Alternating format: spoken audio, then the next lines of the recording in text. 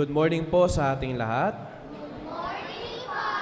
Pakibati po yung katabi natin na Blessed Sunday to you. Ngayong araw to, pinagdiriwang po natin ang kapistahan ng pagbibinyag sa Panginoon. Isa ito sa mga tinanong ko sa professor ko nung ako'y nag-aaral. Kung si Jesus ay Diyos at walang kasalanan, bakit kailangan niyang pumila at magpabinyag kay Juan Bautista? Di po ba valid naman and logical yung tanong? Diyos, walang kasalanan, pero nakalinya para magpabinyag kay Juan. At ito yung sagot sa amin ng profesor namin. Ang pagpila ni Jesus at pagpapabinyag kay Juan Bautista ay ginawa niya hindi para sa sarili niya. Kasi alam niya, no, walang kasalanan kasi Diyos siya. Pero ginawa niya ito bilang pakikiisa sa sanlibutan. Yung pagpila ni Jesus para magpabinyag ay hindi niya ginawa para sa kanyang sarili, kundi para sa atin. Kung titignan natin ang buhay ni Jesus, ito yung tema. Ito yung nakapaloob sa puso niya. Simulan nung isilang siya hanggang sa mamatay siya sa krus, ito yung lagi niyang ginagawa.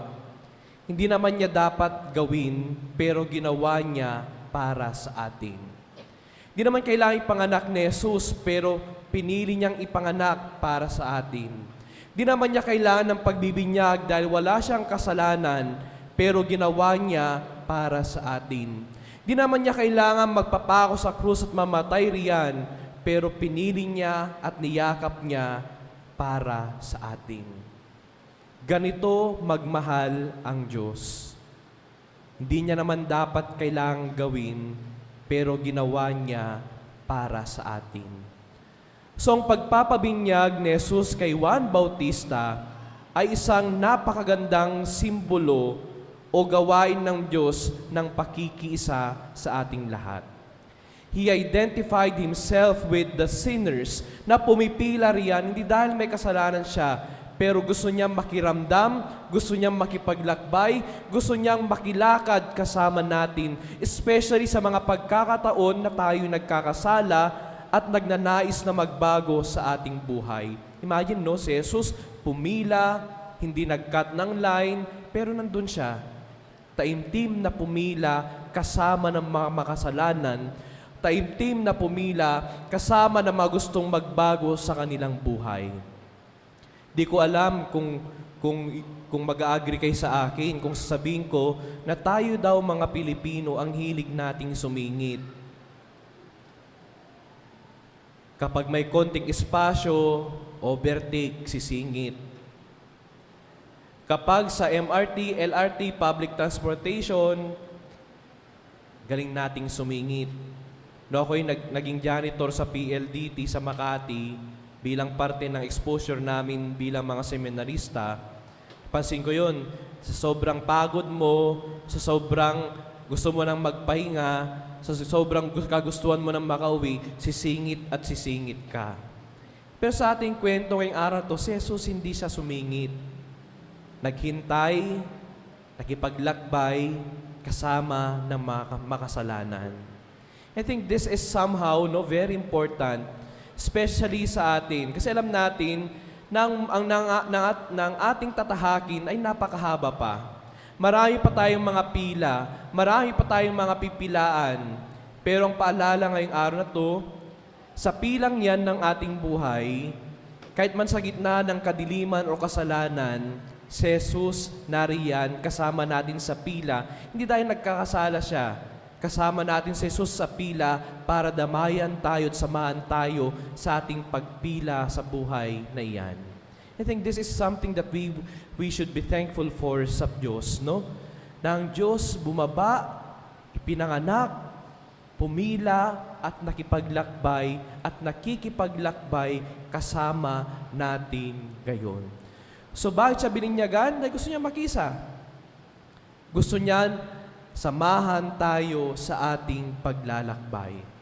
Pangalawa, sa ating Ebanghelyo, nakita rin at narinig natin, no, na ng pagbibinyag kay Jesus ay ito rin yung pagkakataon para ipakilala siya sa sanlibutan. Bumaba ang banal na Espiritu sa anyo ng kalapati at may narinig silang tinig at ang sabi, "Ito ang aking anak at siya ay aking kinalulugdan, lubos na kinalulugdan. This is my beloved Son, in whom I am well pleased." Dito pinakilala ng Diyos sa lahat ng mga tao na ito si Jesus ang bugtong na anak at ang Mesiyas na kanilang hinihintay ng napakatagal. At dito rin nagsisimula ang misyon ni Jesus. At dito pa lang, nagkaroon na tayo ng hint ng kanyang misyon na hindi lang para dun sa mga taong nasa itaas, na ang kanyang misyon na hindi lang para sa mga taong mabubuti, na ang misyon ng Diyos ay hindi lamang para sa mga taong merong status sa buhay.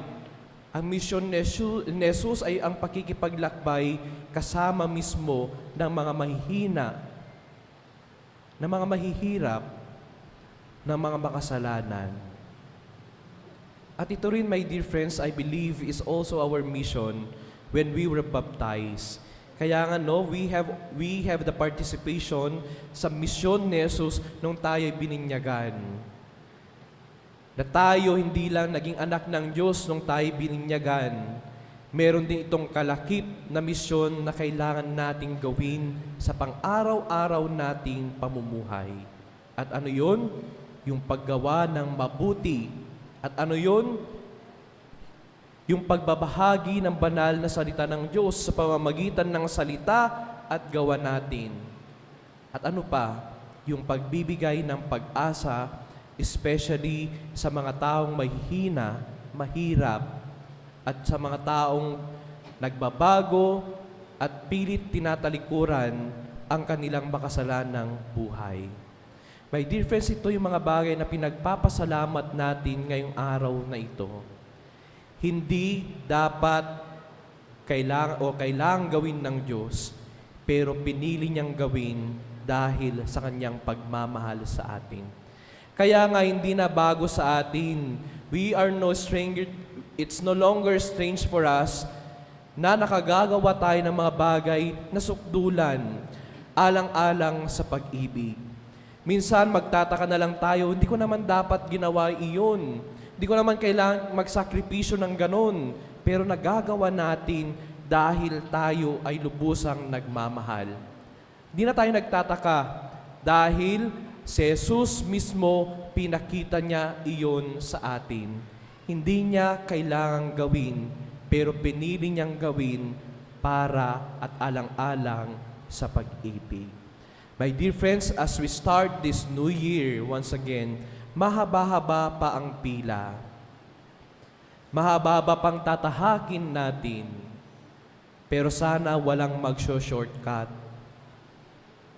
It may be tempting para mapadali ang buhay.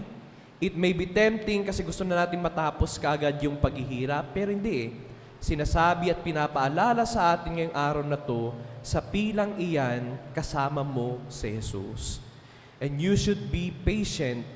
You should be thankful na kahit mahirap man yan, mahirap man yung tinatahak na yan, na pagbabago ng buhay, na yung paulit-ulit mong pagkakadapa, pero ang pagnanais mong paulit-ulit rin na magbago, nariyan si Jesus kasama natin sa pila. Hindi dahil makasalanan, kundi dahil gusto niyang makipaglakbay at ipaalala na kasama natin siya hindi lang sa mga panahon na masaya, kundi lalong-lalo na sa mga pagkakataon na tayo nagkakasala at nagnanais na magbago sa ating buhay. So bakit nga ba nagpabinyag si Jesus? Dahil gusto lang niyang makiisa at ipaalala na kasama natin siya sa pila ng buhay. And so, my dear friends, sana wag tayong sisingit. Hayaan natin yung journey na yan. Kailangan pagdaanan yung proseso na yan, pero ipaalala mo na sa pilang yan, kasama mo si Jesus. And when you find the confidence and love and when you feel the presence of God in your life, sinasabi rin ng Diyos sa atin ngayon, dahil sa pamamagitan ng iyong pagkabinyag, ikaw ay anak rin ng Diyos, at sa pagiging anak mo sa Diyos, may mission ka rin kailangang gampanan para makipila at makipaglakbay kasama ng ibang tao. My dear friends, ang pagbibinyag sa Panginoon ay isang paalala lamang sa atin kung ano yung kayang gawin ng Diyos para sa atin alang-alang sa pag-ibig. Hindi kailangang gawin, pero pinili at niyakap ng Diyos na gawin para sa atin, hindi para sa Kanyang sarili. Amen.